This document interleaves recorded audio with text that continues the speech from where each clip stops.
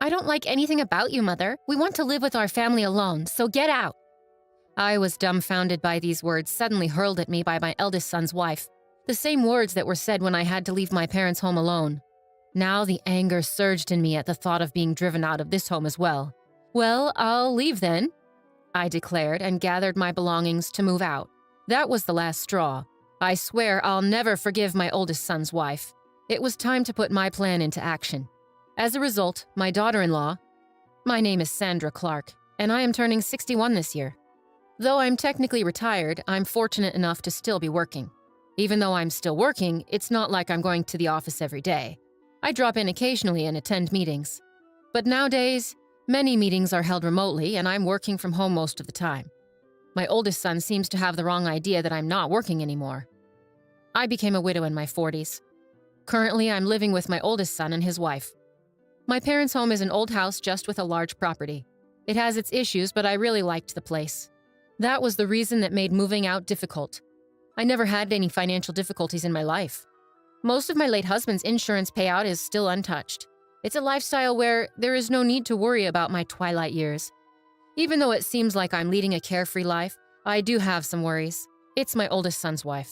Jessica, my son's wife, has a strong-willed personality and often clashes with me. This isn't something that just started recently. It started when she came to announce, "We're getting married." I can't forget the outfit she wore when she first came to introduce herself. She showed up in a tracksuit that she might have worn in high school. She said she wanted me to see her without any pretense, but I think it's an unthinkable act from a common-sense perspective. It might be too much to call it sophistry, but anyway, she's very argumentative. And on top of that, she's very articulate, which makes things difficult. I wondered why my oldest son chose her as his marriage partner. I found out later that Jessica was the one who approached my son. She may be outrageous, but she is beautiful. I think my naive and somewhat sheltered son was smitten by her. Even after they decided to get married, it was always the same story with her. If you put it kindly, she's not pretentious. If you put it harshly, she seems to lack common sense in her behavior. I really wanted to oppose their marriage, but I told myself that it's the marriage my son wished for and kept my patience. The result is what's happening now.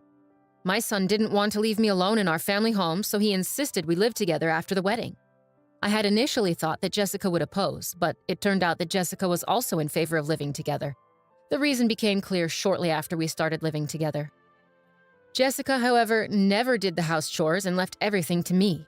Cleaning, laundry, meal preparation, she left everything up to me. What's more, she was a full-time housewife. She quit the company she had been working for at the time of the marriage. Even though I don't have to go to work every day, I work remotely, so I have less free time than her.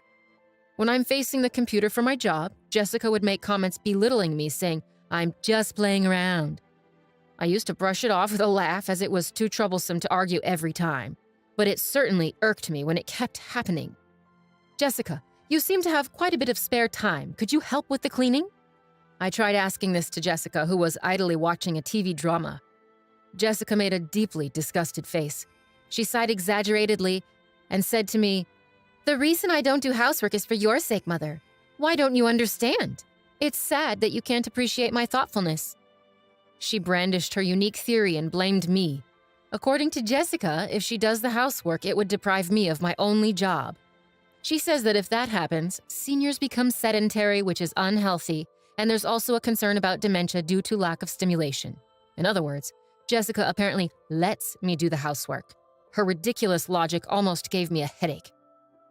"I agreed to live together to make sure you don't slack off, Mother." I was speechless and dumbfounded when she said that with a half smile. I really regret starting to live together. I regret every day that I could have avoided seeing things I didn't want to see if I had stayed separate.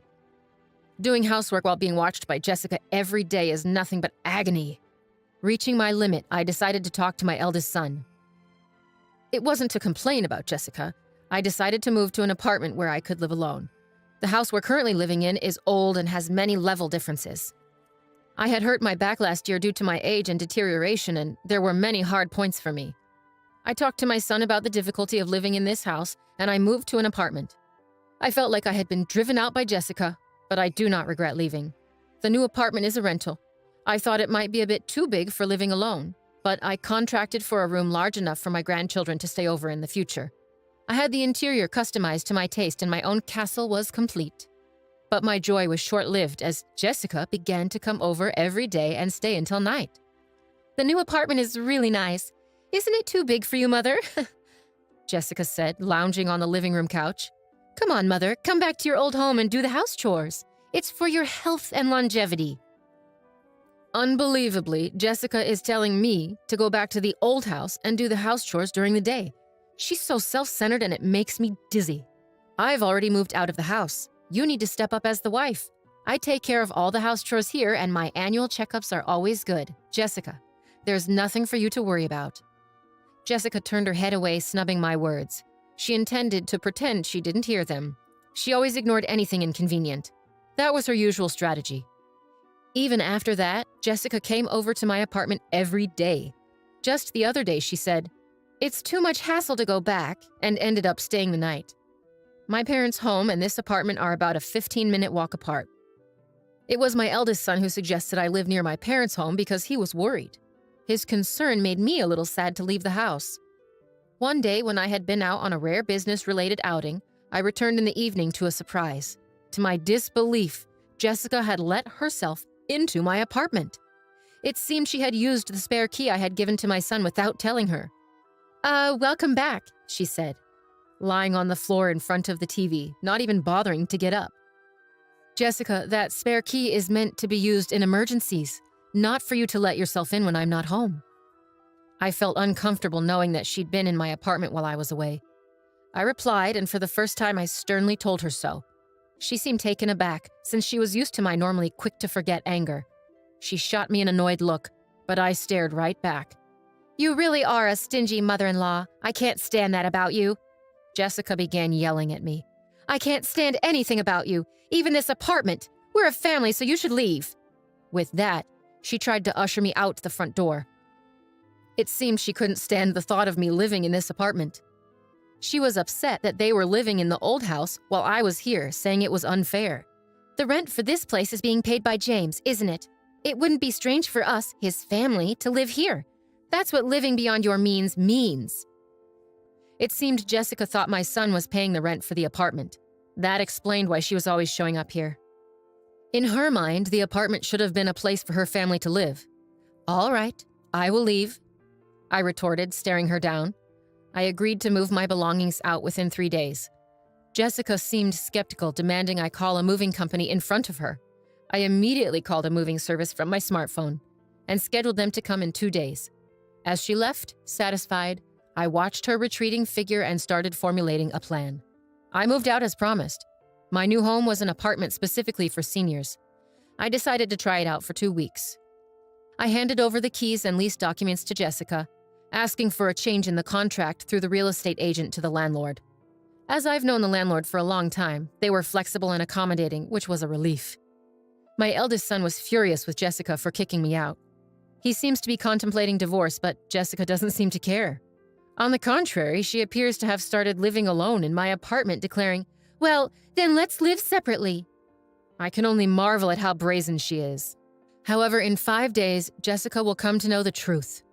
While I was working remotely, my phone began ringing repeatedly. The caller was Jessica. I had been anticipating this, so I had a recorder ready to record the conversation. I pressed the record button on the recorder and then answered the call. "Excuse me, Mother. What's the deal with the rent for this apartment? Why do I have to pay it? This isn't right." As soon as I picked up the phone, Jessica started ranting. I could tell that she was flustered. "Oh, but Jessica, aren't you the current leaseholder? It's only right that you should pay. Is there a problem?" I deliberately spoke in a calm and leisurely tone to irritate Jessica.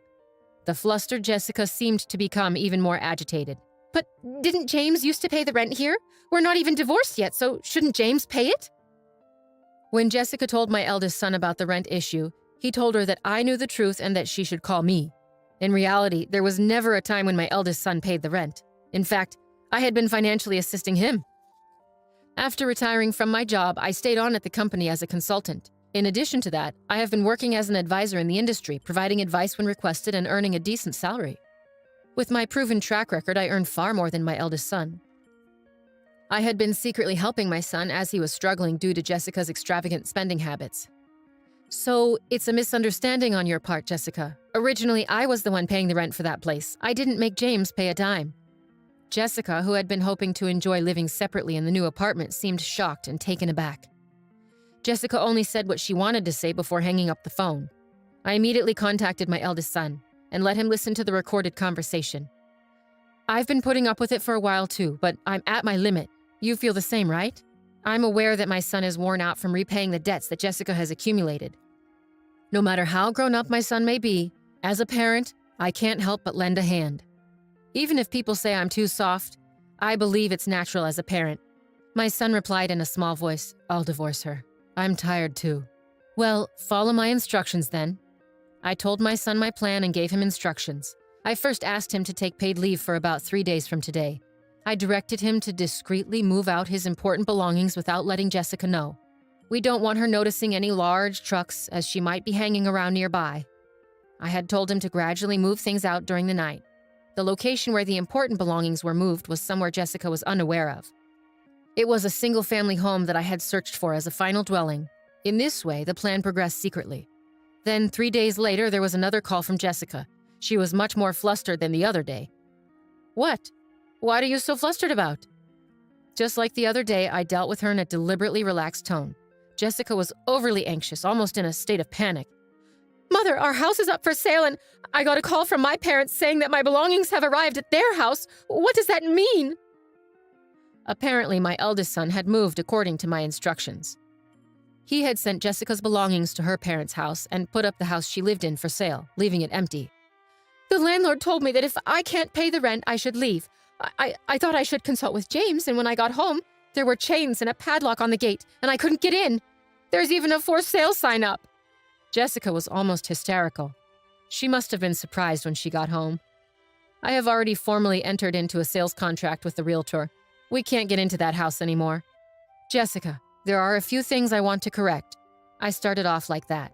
Now is the time to vent all my built-up stress. Firstly, I'm no longer your mother-in-law, right?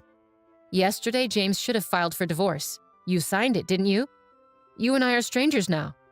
Yesterday, my eldest son had submitted the divorce papers to the city office. It seems that the divorce papers were signed by Jessica a long time ago.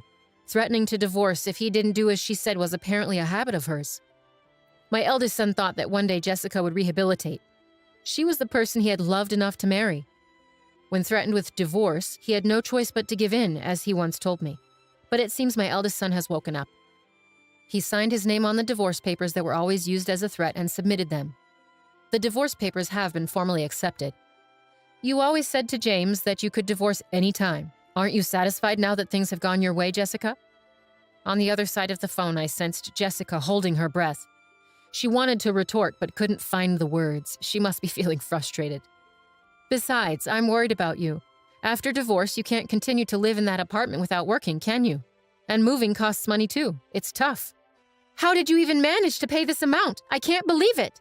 Jessica didn't hide her anger anymore. She yelled at me and continued to curse me. She said she married my son because my late husband left an inheritance. However, I manage all of the inheritance and she cannot move a penny of it. She screamed that nothing was going well despite marrying for the sake of repaying debts. Of course, I let my son listen to this conversation as well. If it came to a divorce settlement, the recording is what I was planning to submit as evidence. I thought it was the end, so I patiently waited for Jessica to finish her tantrum. I think she ranted for about 15 minutes with ease. I'm sorry, I've been disowned by my family. I have nowhere to return. Please help me. In the end, she started begging me for help, crying. She had caused her parents much trouble due to her spending and borrowing habits, and they disowned her, she said. Come to think of it, I remember feeling something off at the wedding. It clicked for me. That was what felt odd. Jessica with nowhere to go, nowhere to return. I felt a bit sorry for her, but I decided to view it as a consequence of her actions. Apologizing now won't do much. We're strangers now. There's nothing more to discuss. Good luck with your life from here on.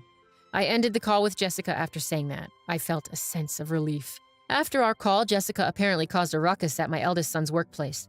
My son told me the situation escalated to the point of calling the police when he got home from work. Jessica, who had been squatting at the apartment without paying rent, had her keys changed by the landlord while she was out. Apparently, she can't even get into her apartment now. She probably tried to reach out to me or my son, but we had canceled our cell phones and switched to new ones. We changed our numbers, too. I can only imagine the despair she felt upon finding she can't get through, no matter how many times she tries. We didn't tell her our new address either, so she can't contact us. After causing a scene at my son's company, she was issued a restraining order. With no other options, she seemed to have turned to her disowned family. When she returned home, she was met with a shocking scene. The luggage I had sent to her family home was left out in the rain in the backyard. She reportedly wasn't even allowed to step foot inside the house. The rent she had not paid for the apartment had been billed to her parents, probably adding fuel to their anger. I heard rumors that she is currently staying in an apartment rented by an organization that supports homeless people. Without the ability to spend as before, she seemed stressed. When I passed her on the street, I was stunned at how much her hair had turned white and how dry her skin looked. She had changed so much, I hardly recognized her at first. It made me realize just how much a change in living conditions can affect a person. I started a new life in the house I purchased with my late husband's inheritance. I bought a duplex so my son could remarry anytime he wanted.